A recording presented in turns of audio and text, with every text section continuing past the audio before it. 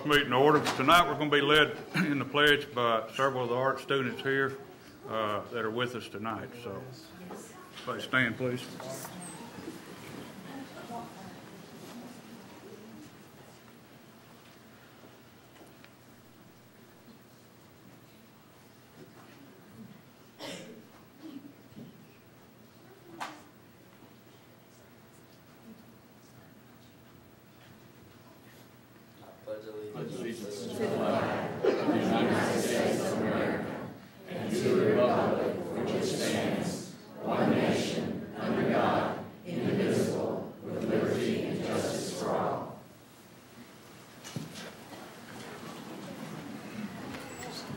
Thank you. If we could have a moment of silence, please.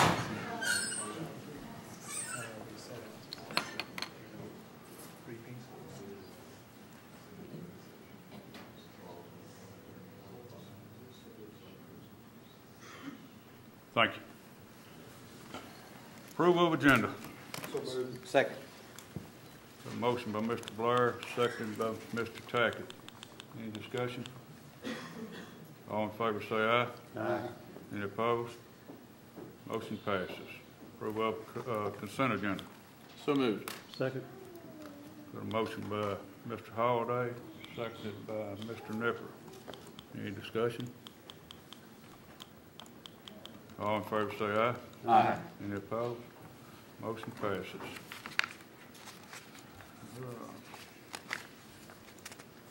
Spotlight on education, Mr. Odom. The spotlight on education tonight is based upon the recognition of National Youth Art Month, and Assistant Superintendent Paula Barnes is going to, we've had a contest among the 45 schools. The art is on display throughout this building. It's very attractive. We really appreciate you parents and students coming tonight, and lots of principals are here to support you too. So Ms. Barnes, would you please come up and let's recognize our artists this evening. Thank you, Mr. Odom. I'd like to thank all of our students and parents, art teachers and principals for being here tonight. This is our annual celebration of Student Art Month. It's one of my favorite board meetings because we get to recognize students in our school system who display their art in our building, and it adds such a touch of warmth and student activity here in the hallways for us. So please know how much all of us up here particularly appreciate seeing your art every day. About midway through the year, we walk around and swap up the pictures so they're in different places, and we get a whole new perspective during the middle of the year and start all over again admiring all these pieces. So to all of you, thank you very much. As Mr. Odom said, it is National Student Art Month, and this is our opportunity to display student art in our building in recognition of your talents and successes in our schools. Each school is asked to submit 1 or 2 pieces of artwork, either 2-dimensional or 3-dimensional, and we collect them during the year, and they go on display for 1 year. At the end of the year, we'll return these pieces to the school to return to the students, and we solicit another piece of artwork to go on display for the next year. So we continue to rotate the pieces year to year and have the opportunity to admire new art on an annual basis. Tonight we'd like to recognize the students whose artwork is being displayed. So what I'd like to do is call the name of the school and the name of the student and ask the students to come forward, stand in front of the board members, face out so your parents and family can see you, and we'll go through all 45 schools and recognize all of the students. If you will, we'll start in the middle when I call your names. Whoever's first goes to the center. We'll work our way out on both sides, and then I always ask our older students to help place the younger students in front of you, because you know we're on TV, and when you go home you can watch this tonight, so we want everybody to see all the younger, shorter students. So thank you, and we'll get started.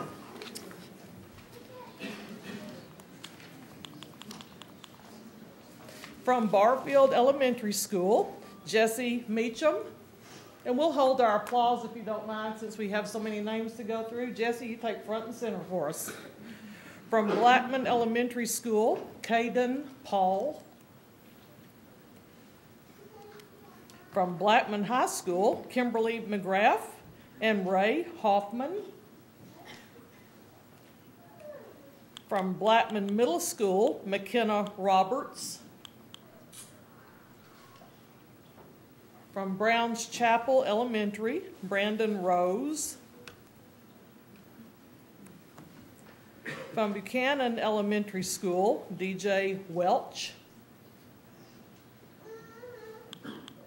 From Cedar Grove Elementary School, AJ Thatcher. From Central Magnet School, Luis Sanchez and Cooper Thome. From Christiana Elementary School, Chase McConnell.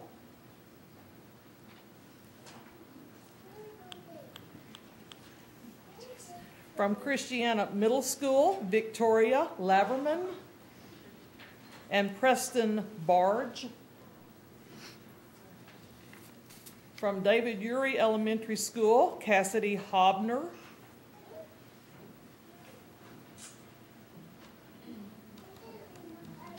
From Eagleville School, Mason Progar and Mitchell Turner. Y'all can smile, it's okay. From Homer Pittard Campus School, Eli Callender. From John Coleman Elementary, Isaiah Ashurst and Kayvon Curry. From Kittrell Elementary School, Perry Baird. From Las Casas Elementary School, Tony Peck. From Laverne High School, Kat Daly.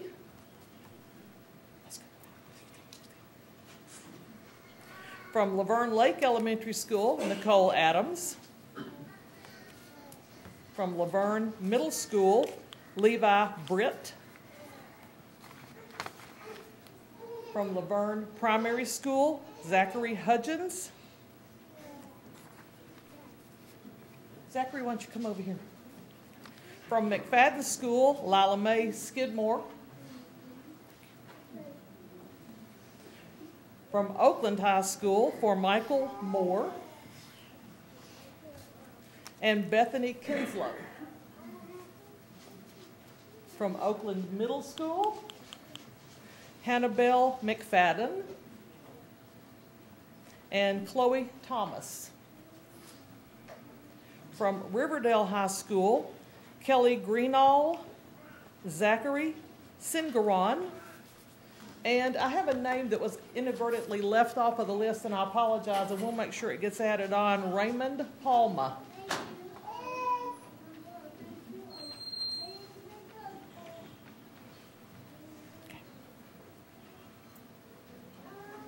Okay, Raymond, thank you.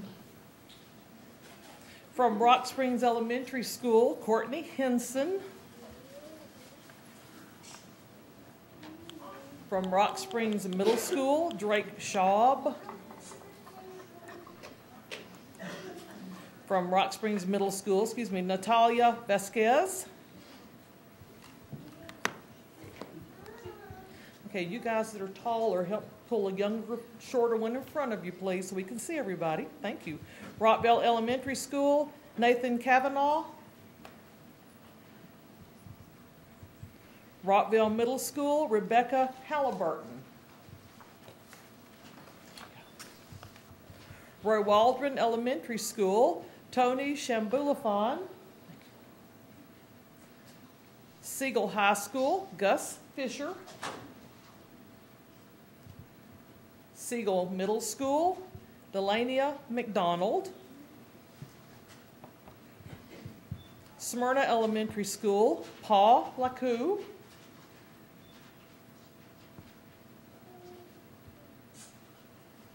I'm right up there in the middle. Let's put you right in front, okay? From Smyrna High School, Haley Stansberry and Kat Painter. From Smyrna Middle School, Cheyenne Nicole Frederico. From Smyrna Primary School, Xander Jones. From Stewart's Creek Elementary School, Alexandria Davidson. From Stewart's Creek Middle School, Abigail Johns.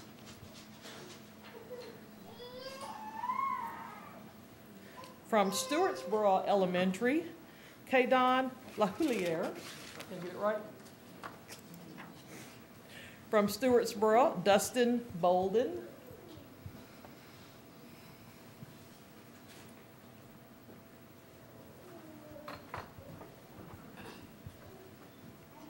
Okay, Dustin. From Thurman Francis, Reggie Cooper. From Thurman Francis, Sydney Smith. Okay. From Walter Hill Elementary School, Elena Watson.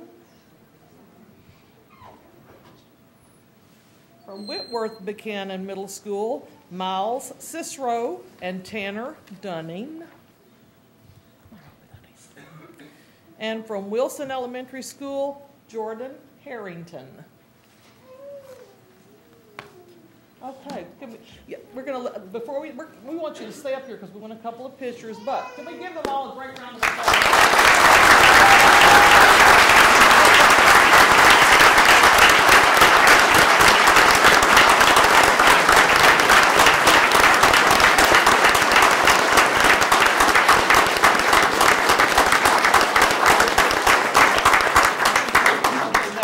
Guys, stay up here. Some of my shorter ones, if you'll let's kind of pull into the center so Mr. Evans can get a good picture to put on our website, on our home website. So kind of squeeze in, taller to the back, shorter to the front. If you're really short, pull out to the front. There you go. Y'all done this before. Is that good, Mr. Evans? Yes, All go right, ahead and move on to the middle, guys. Parents, if you want pictures. There you go. Okay. Now, water side was a smile. Let's try it one side. Stay there though. Don't move. Stay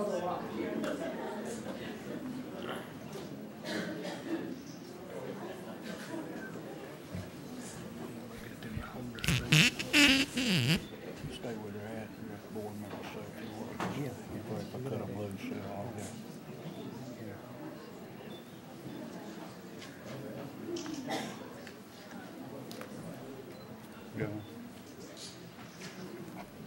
Got everybody? If I could get everybody, just students, if you want to, turn around, because I think some of the board members want to say some comments, and versus dispersing everybody back at one time, everybody having chaos. It's easier just let y'all turn around and the board can talk to you. So, Mr. Blair, I think you wanted to. Just wanted to say how happy I am for someone who doesn't have an artistic bone in his body to see this much talent in this room, especially among these students. But what's even more fun is to see all these parents and teachers and administrators that are so very proud of this talent. So congratulations, young ladies and gentlemen. Very well done. Anybody else? Mr. Tackett? He said it very well. Ditto. Any other board members? Once again, we appreciate the fine job that each of you have done in decorating our lobby tonight. I want to thank the boys and girls and the parents and principals. We got so many principals here tonight and art teachers with us this evening. You really brought them out tonight. So thank you, boys and girls. Appreciate it. How about another hand? Yes.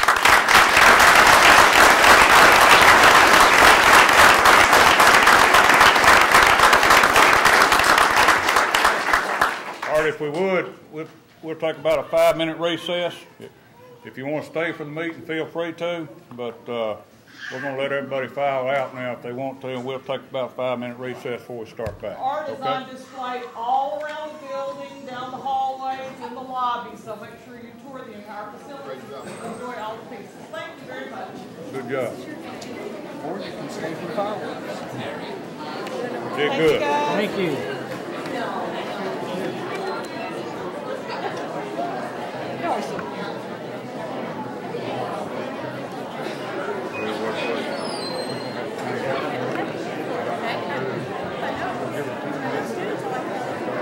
It is a neat thing. Just come from somebody else's kid. Already got that answer.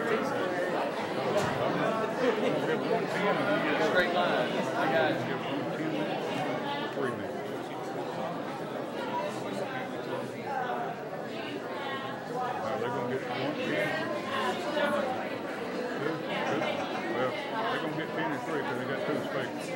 One, they don't have a large delegation.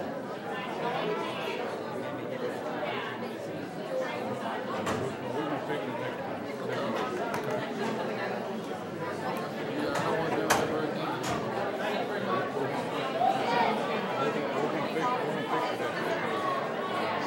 Next meeting, we're going to correct that.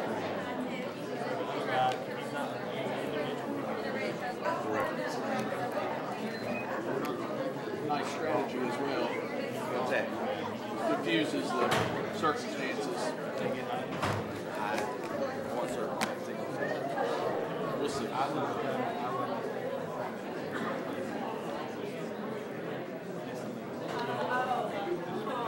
Okay, so, press start, it starts moving. Stop. I got you. Reset, okay. They've got a light system up there.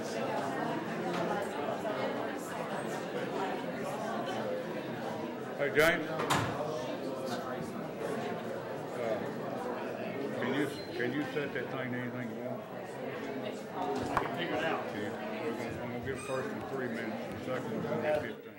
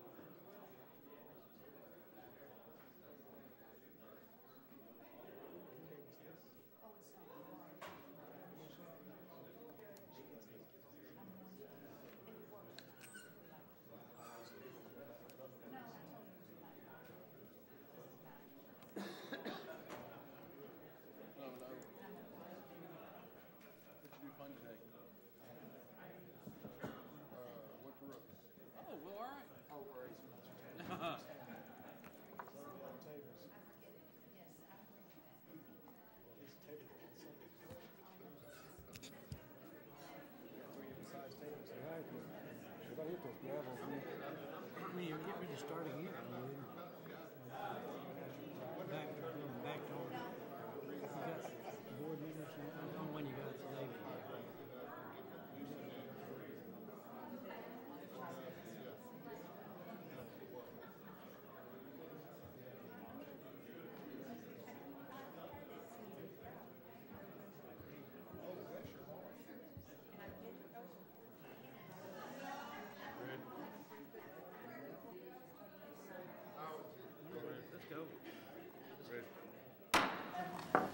Call this meeting back to order. Number 7, visitors. We're going to have 2 visitors here tonight. Let me just say that Ms. Michaels has a new device tonight as far as the timer goes.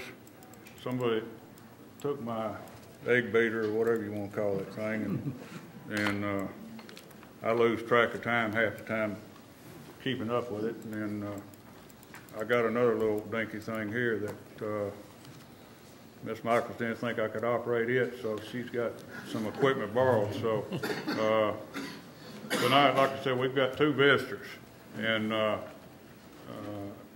we've got one visitor that is going to speak 15 minutes, actually, for a group. Normally we don't have this. My 9 years on the board, I don't think I've ever run into it, but I'm going to allow it tonight because it's on the sheet, and she's got a rather large group here. I think she's speaking for, and then the other one will be actually 3 minutes. So just wanted to let the board know that. Also, I'd like to basically say to everybody that's in attendance that I hope that we don't. I hope we're courteous to the speaker, as I think we always are in the past. Not only the audience, but board as a whole too. But I would like to basically have everybody refraining from any clapping, cheering, or anything like that. So with that said, I'm going to let Miss Lisa Moore come first. She's requesting 15 minutes, and she's representing PTE. Ms. Moore. Thank you. Materials out, and just so you know, I probably won't take the full 15. It'll probably be about 10, but I appreciate you're all honoring, you know, what's on the website and what's presented in your visitor sheets. Thank you. Mr. Odom, board members, my name is Lisa Moore, and I'm going to have to lower this. My husband and I have lived here in Murfreesboro for over 30 years.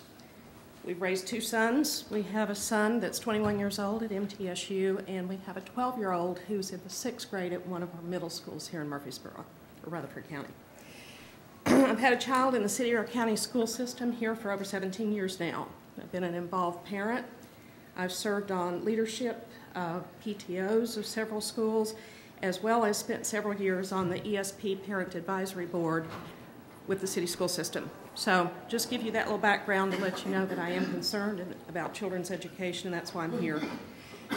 I am here tonight actually to express a serious concern, a concern that's regarding one of our school system's books. I see all of you, a lot of you have brought a copy of it tonight. It's the 6th grade world history book that's currently being used in our middle schools. I'm specifically concerned about the content that's in that book regarding Islam. I will tell you, after I reviewed the textbook, when my son brought it home, I was stunned. I was stunned not just about the sheer size of the content that was devoted to the subject of Islam, but at all of the inaccuracies, the untruths that it contained, as well as how much of the pertinent history of that religion and political system that seemed to be conveniently left out. So after my review, we asked, actually our group did, representing PTE's Parents for Truth and Education this evening. After my review, we asked one of the country's foremost experts on the subject of Islam to review that textbook section for us, or all of the sections on religion. He did so, and as you know, I think we emailed a copy of that to all of you. It's been probably about a couple of months ago. And we've had several of our group's members reach out to a couple of you, and unfortunately it doesn't seem like we got any kind of a serious response. So quite frankly, I feel like it wasn't taken seriously, and that's why I'm here tonight to present our concerns. I'm going to share a little more personal history with you, and this isn't pertinent. It's not, I normally wouldn't do it in a public setting, but I think it's pertinent to this conversation. I want to share with all of you that I'm Jewish, and I'm also a Christian. And some people struggle with that, so I'll put it real simply. I'm a Jew by birth and by heritage and by the grace of God. And I'm a Jew who's figured out that her Messiah has already gotten here. By the way, my Messiah and my God are not named Muhammad and Allah. I normally wouldn't share that information, but I do it tonight because I know that after I'm finished this evening, there will probably be some people that are going to want to call me names, like Islamophobe, bigot, racist. That's okay. My parents taught me a long time ago to stand up for what you believe in. And if you're subjected to discrimination for what you believe in, you hold your head up, you move on, and you ignore it. If you ask anyone who knows me, I think they'll tell you that I'm the last person that they would ever think of that they would call bigoted or prejudiced. So I just kind of want to state that for the record. I am passionate about people's rights to their own beliefs, as long as they don't harm others. And having been the subject of discrimination myself, growing up as a Jew in a little small East Tennessee town, the last thing I would do is discriminate against someone just because they had a different heritage or a different set of religious beliefs than me. I want to read you a couple of excerpts from Dr. Warner's summary about this textbook. Islam, in this textbook, rises to a half-truth at best. The text is more like propaganda than critical thought applied to history. The missing pieces are massive in scope. The suffering that was caused at the hands of Islam by slavery, jihad, dimitude, and Sharia has annihilated civilizations in Egypt, North Africa, Lebanon, Syria, Pakistan, Afghanistan, Iraq, and Turkey. Jihad has murdered over 200 million people in the name of their religion. But no hint of this is mentioned anywhere in all this big section of Islam in our school's textbook. So when you add that to what I would consider to be, and others and our experts do as well, the artificial dominance of space that's devoted to Islam in that book, at the cost of Christianity and Judaism and all the other major world religions, the bias and bigotry are self-evident, and I think it's a disgrace. Now, enough about the textbook. I didn't think it could get any worse than that, actually, until I reviewed the class handouts and tests that were actually used in my son's class by his social studies teacher during the week of world religion studies, which, by the way, consisted of 2 days of teaching about Islam, 1.5 days about Christianity and Judaism, and 1 day about the other religions. Now, I want to be clear and I want to be on the record that I don't blame his teacher for this in any way. I'm sure she's simply teaching and handing out what she's been told she has to do. She's a fine young lady and she's a good teacher. And I have a copy of these handouts that I'm going to provide for you all. I assume I give them to Joyce or? Okay. I think I've got enough for all the board members, but if I don't, I assume y'all can make more copies. These are the handouts that were used during the week of world religion study in my son's 6th grade class. There's a total of 8 pages of handouts. 5 of them are about Islam and Muhammad. 2 of them are about Christianity, and 1 of them is about Judaism. And here are some of the statistics I pulled from these handouts. Will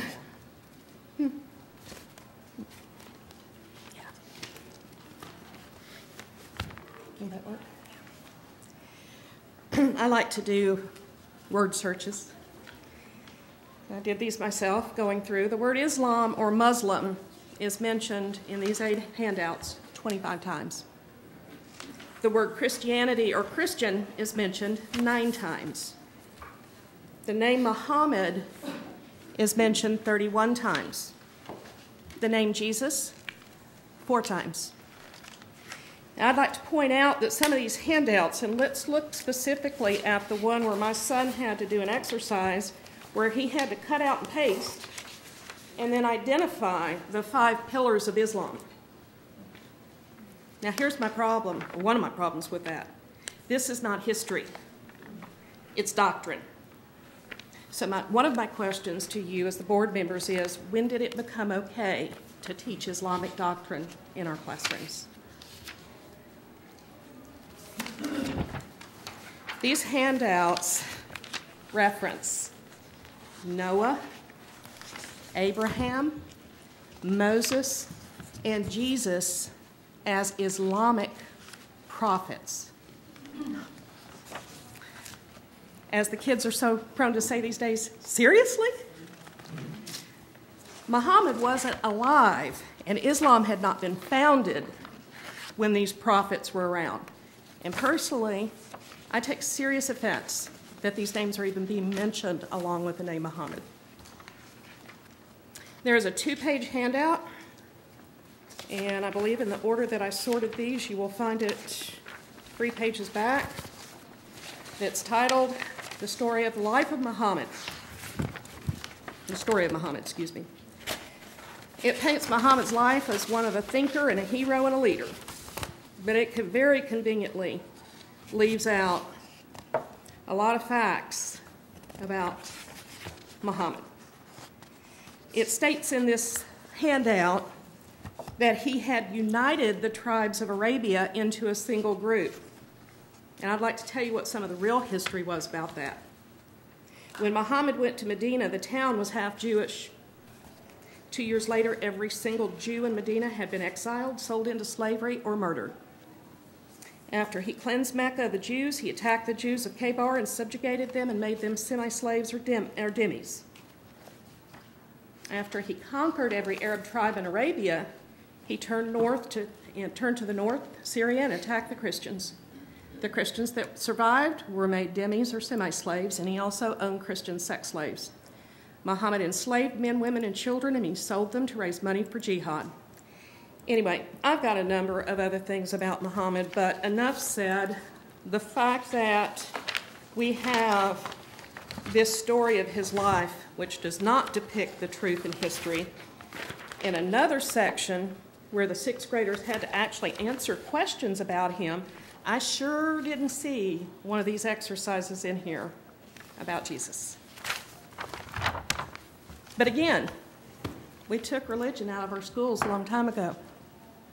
And that's okay. It's my responsibility as a parent to teach my children about our beliefs. And I'm okay with that. But don't bring other doctrines and other religions into our school system and try to teach my son about something that we don't believe, especially when the facts aren't correct. You know, I realize that people like to defend violent behavior in the name of religion because a lot of people will say, well, gee, bad things have been done by all religions. Well, yeah, they have. But I think it behooves us to note that there's only one religion these days that I know of that slaughters people, tortures them, jails them, kills them in the name of their religion and their God.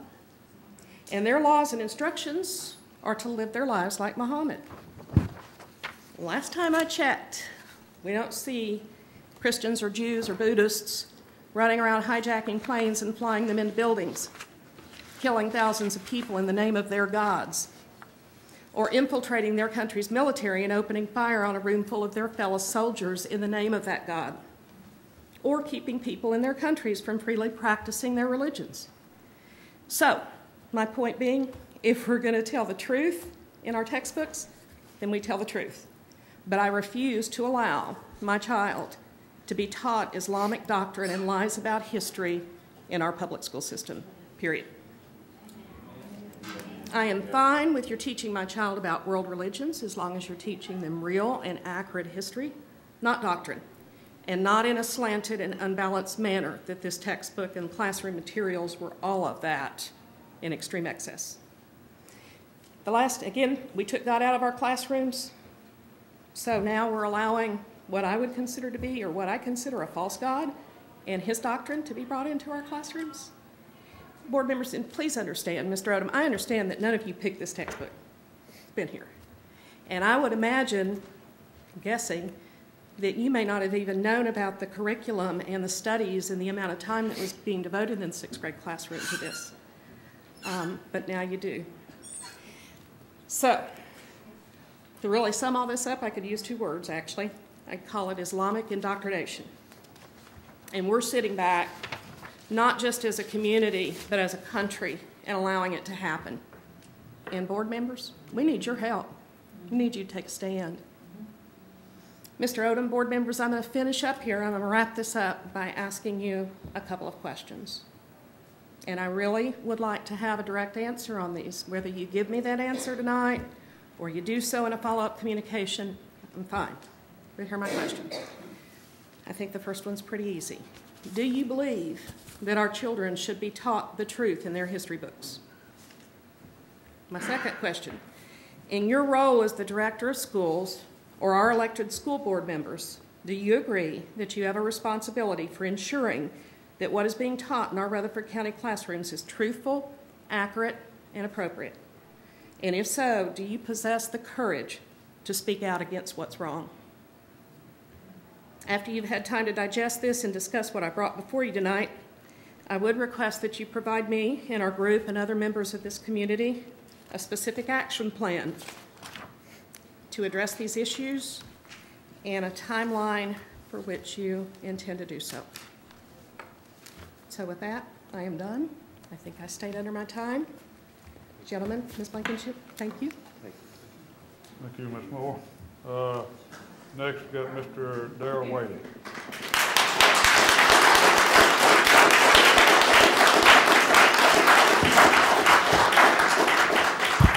I want to thank you for this opportunity to be able to speak tonight. I'm going to address some of the same issues that she did, but first I want to read you this letter. Mama, I want to change my religion.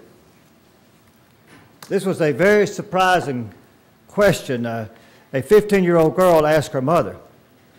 After a long pause, her mother said, "Why? What made you think of changing your religion?"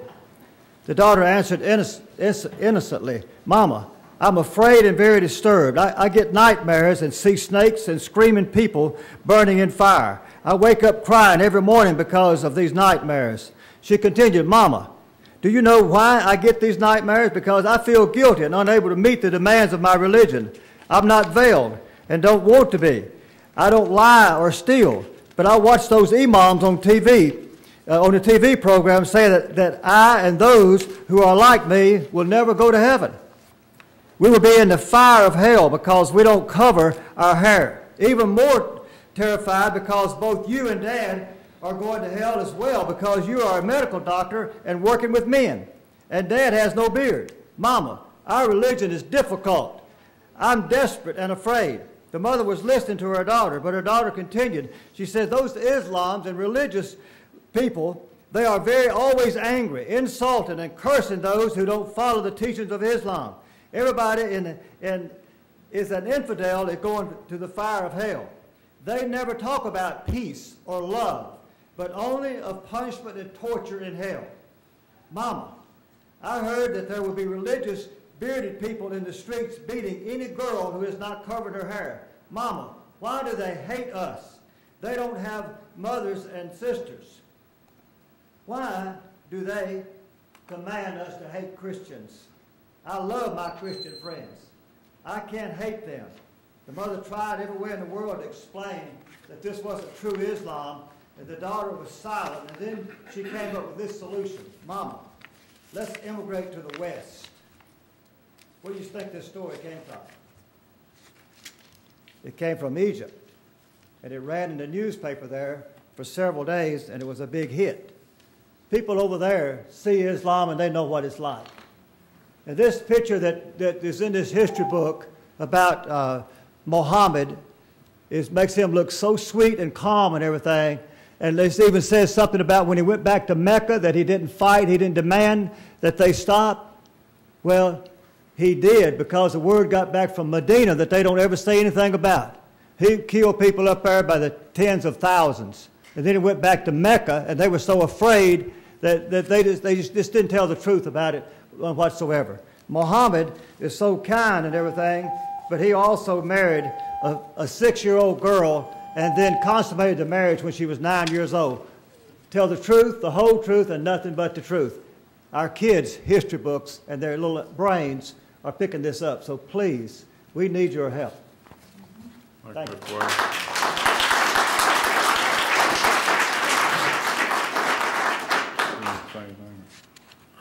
If you'd like me to.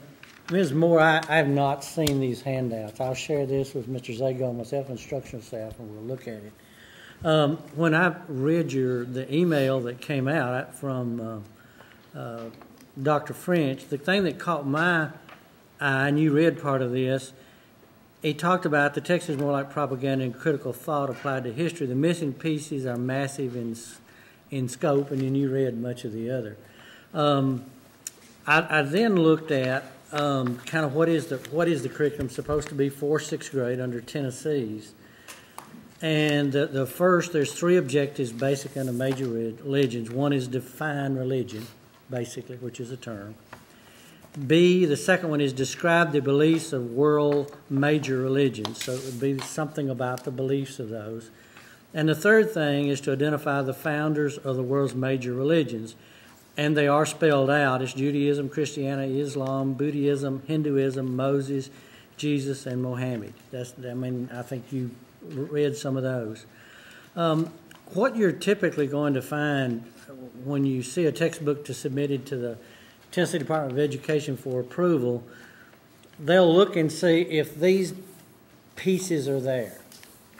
The sixth grade book and most all of your elementary books, because sixth grader is 12 years old. I have a grandson that's 12, actually. You're going to get the who, what, when, and where, basically is what you're going to have. As I go back to Dr. French's thing, the missing pieces are massive in scope. I would be really surprised in an elementary text if you're going to get much of the why or the causation of these religions. It's not asked to be a part of the curriculum. In other words, I don't think you're going to find, be it Islam, be it Christianity and the Buddhism or any of those. I'll be surprised if the children are asked to give causation or that type of thought. That will typically occur if it's going to more in the high school or college in that. Most all of that you have in your elementary school is dealing simply with those who, what, when, where, how, that sort of thing, and not the whys. I guess the other piece, and there is books will be revised. We're about another year or so away. There'll be new books for social studies coming out. I haven't even seen all of the state's curriculum for the new social studies or what it'll look like. We've seen some early drafts, but nothing final at this particular point. But I'm going to be surprised if the things that Dr. French is talking about shows up in any textbook in the future. And another reason is probably because here's a statement that's really in our policy, 4.804, when it comes to Tennessee School Board Association, and all tied with the State Department of Education. The emphasis on religious themes in the arts, literature, and history should be only as extensive as necessary for a balanced and comprehensive study of these areas. Such studies shall never foster any particular religious tenets or demean any religious beliefs. So, I mean, if it's fostering a tenet, then we absolutely need to look at it because it's not supposed to. But I don't think it's also we're prohibited from demeaning any religious beliefs. I don't think you're going to find the negative things that you're talking about in a textbook. There's certainly other authors that might have some of those things like that. But in submitting a book to Tennessee in a textbook, I don't think you're going to find those missing pieces, what you're asking for. I don't think it'll be included. I would be very surprised what it would be. And that's an opinion, you know, but because I haven't seen any of the new ones. But I think that's really kind of where we are at this particular point. But we'll look at that. Yeah.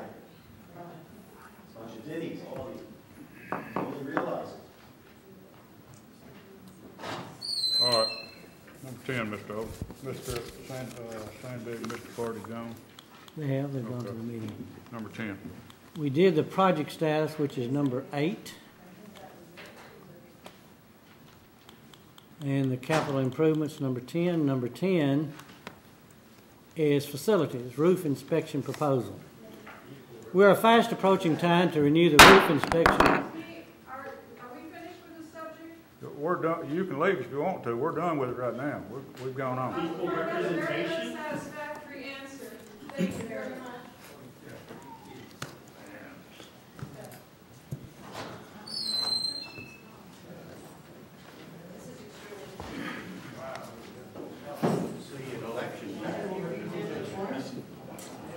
Life is what happens to our kids while you're busy making your plans.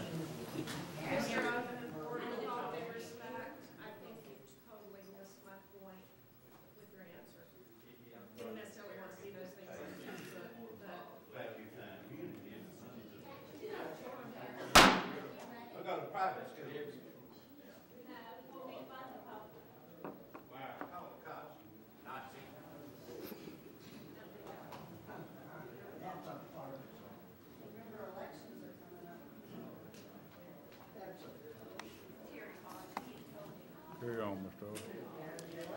This is, we're fast approaching the time to renew the roof inspection contract. Consolidated roofing inspections with lead inspector Dan Sinclair Jr. has done an outstanding job on inspections and follow-up on the school system's roofs for the past several years. With approximately 8 million square feet of roofing area in the school system, it is critical that we maintain our current inspection process to assure problems are caught and resolved early to prevent roof damage and failure. A new proposal from Consolidated Roofing Inspections is presented for the Rutherford County School Board's review. This proposal is similar in scope to the previous one, with a 1.75% inspection fee on new roofs, $425 per inspection on existing buildings, and $75 per portable per visit. The awarded proposal shall run for a period of 12 months with 4 options to renew annually for an additional 12-month period under the same terms and conditions upon mutual agreement by both parties. However, in no event shall the contract terms exceed a total of 60 months. Inspection is a professional service. I recommend approval. Motion to approve the roof inspection proposal submitted by Consolidated Roofing Inspections as presented. Second.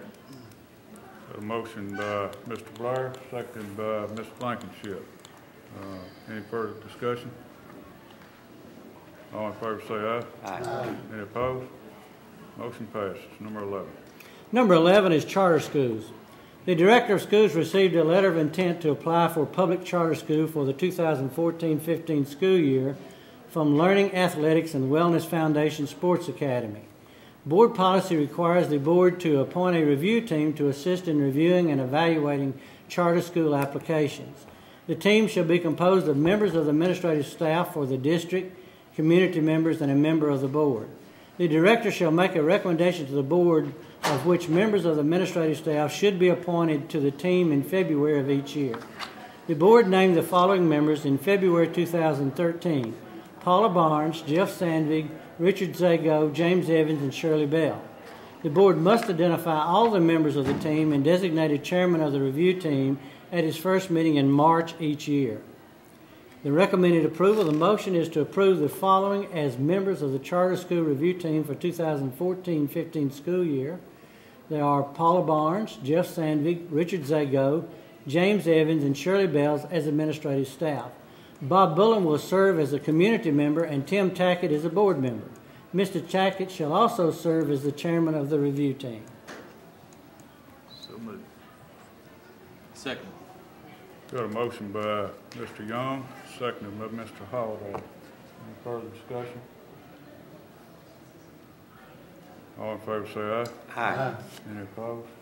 Motion passes. Number 12. Mr. Chairman, Yes, sir. as we've discussed these policies in policy committee meeting where all board members are present and already discussed them in a first reading as well as our work session Tuesday night, I'd ask for unanimous consent by the board to dispense with the reading and move directly to a vote on the second reading of these policy revisions. Second. Everybody else good with it?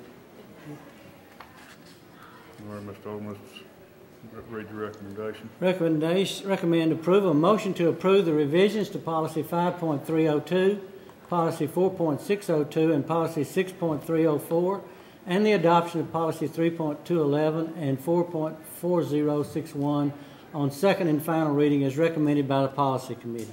So moved. Second. A motion by Mr. Nipper, seconded by Mr. Blair. Any further discussion on these policies? All in favor say aye. Aye. Any opposed? Motion passes. Number 13 is a dismissal of a tenured teacher. The board has been provided with a memorandum containing charges against Brenda Mathis, who is a tenured teacher with the board. Ms. Mathis has been suspended without pay pending board action. If the board sustains these charges, Ms. Mathis will be presented with a copy of the charges and a statement of her rights under Tennessee law. Recommend approval. Motion to sustain the charges against Brenda Mathis as presented. So moved. Second. Got a motion by Mr. Blair, seconded by Mr. Nipper. Any further discussion on this? All in favor say aye. Aye. Any opposed? Motion passes.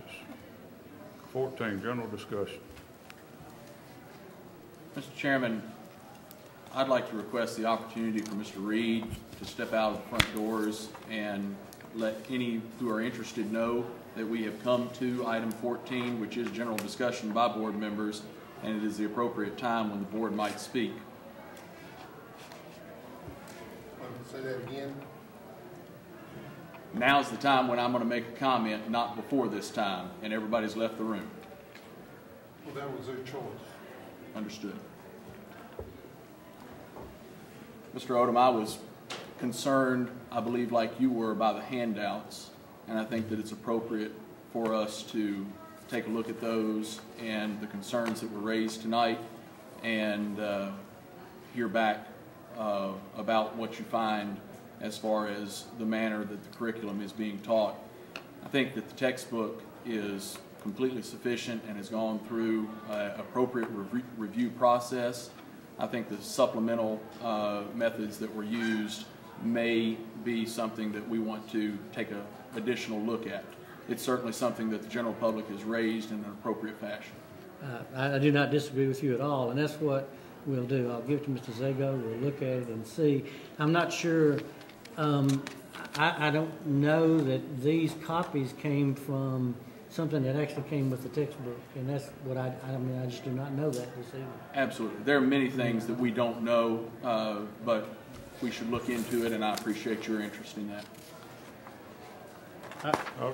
Go ahead, Mr. Griffin. I would like to maybe expand on that a little bit, Holiday. I'd like to know what's being taught in all of our middle schools on the 6th grade like that. Is that too much to ask?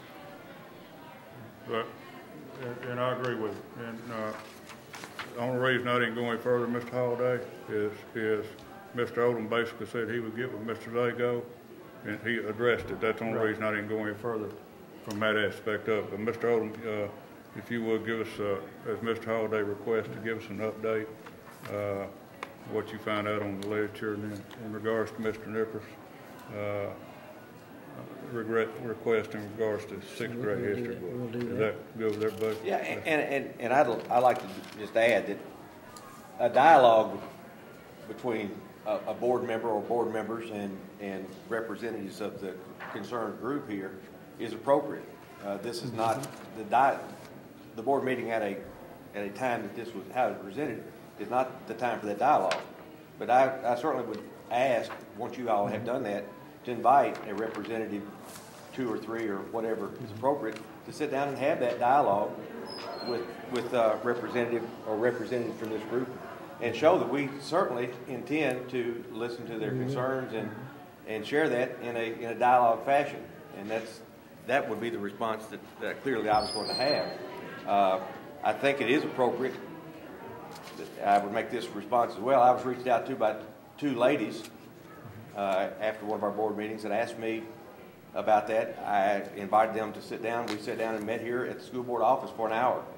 So I was a little concerned when that was represented as not being a serious attempt to try to do something, because I think it was a serious attempt to do something. I made the comment, and I make it now based upon the textbook. I've got a granddaughter that will be at Siegel Middle School in 2 years. And based upon what I've seen, what I saw in a student teaching observation of this very material as it just happened to turn out at another middle school, I don't have any issue with my granddaughter, and that's the only thing I can share, that about as high as I can go with it. And that's kind of how that was done. But I'm certainly available as a board member to share a dialogue with anyone that would like to have that opportunity. But I think certainly Mr. Zago, Mr. Odom are the best persons to do that. And someone or someones from this group certainly should be involved in that dialogue. I do not mind that either. I mean, as far as that, we can look at it and see. We just need to do some research and maybe see what's involved. The religion study is probably no more than 5 to 6 days. I don't miss Seymour's here. You're a middle school principal. Probably out of the 36 weeks of the school year, this whole study is, well, she named some of the days, I think, herself. It's probably not much more than a week out of all the content. So, but we can look at that. Mr. Blair? And that'd be my point too, that all of our email addresses, our phone numbers, they're all on the website. Look how many times we're here each month. I mean, we're visible in our communities. You know, if someone wants to have a dialogue, I know we're all accessible. I'm accessible, and I hadn't had, to my knowledge, anybody reach out to me before tonight to say anything about this particular, subject with the book and the handout. So I'm a little caught off guard that has been to this point without some kind of approach to me as a board member. So that's kind of caught me off guard a little bit, and I certainly would agree with what Mr. Tackett and Mr. Holliday and Chairman Hodge, ask you to look into it. But, I'm a little bit surprised that, that it's at a fever pitch and really haven't been approached to have a dialogue before tonight. Well, as I read the analysis, it was the key was on what was missing from the book. It wasn't really focused on the book. First time tonight I've seen any of the teaching materials that may have been associated with it. I don't know whether that's one school or other schools. I mean, I just do not know that or where that may have come from. But I didn't, from the email, pick up, like I say, the quote he said is what's omitted. But I think maybe what's being asked to be included is not likely going to be there simply because that's not part of an elementary, typically informational textbook. It's just typically not there for any issues. Well, and the commitment to not reflect negatively on any religion, certainly paints it in an aspect or in a light of a challenge to point out the things that have been raised. So that it is a problematic subject, but there were some specific problems that were pointed out that are worth our interest and our effort. So I know we'll be about that because we don't accomplish the things that we are accomplishing in Rutherford County Schools without being responsive to important topics like this. We will step up. But to reiterate what Mr. Tackett was saying, we have to communicate. We're going to get this problem resolved. It's communication. So we need to do our research, and when we come back with that research, we got to communicate to the folks and let them know where we stand and what our next steps are. I agree, and I think we need to include some of them when we kind of stop and look at it. Is what my thought is. We'll just pick a time and meet, look at it. Maybe the point that needs to be made is that we don't print our textbook, and the state of Tennessee does not print a textbook. There's a finite number of textbooks to choose from. And Tennessee will pick, and then Rutherford County will pick. So, there's only so many choices out there. How many different textbooks is it? The state will probably, most of your major textbook publishers actually put out one for certain grade levels, so it may be 8 or 10. We did do some research. 60% of the schools in Tennessee are using this textbook, the one we're talking about tonight, or the middle schools for that. We did ask the company representative, have you gotten complaints from other places about the content of the textbook? What's in it? And he said no, other than the questions that Rutherford County's asked, we have not seen others. So again, I'm not sure the focus is on the textbook, but it may be associated on how it's taught or associated materials with that. That may be, sounds to me like which may be more the focus than the book itself. But If you could report back, April, that give you enough time? we'll try to do that. We'll take a time, Mr. Zago, and try to meet, see what we can do. If that gives you enough time, so. Maybe meet with Ms. Moore and some of her Yeah, we'll include her in some of that. committee Yeah, or whatever. I don't mind. Anybody else, got anything else on that? I spent, not on that, but moving on.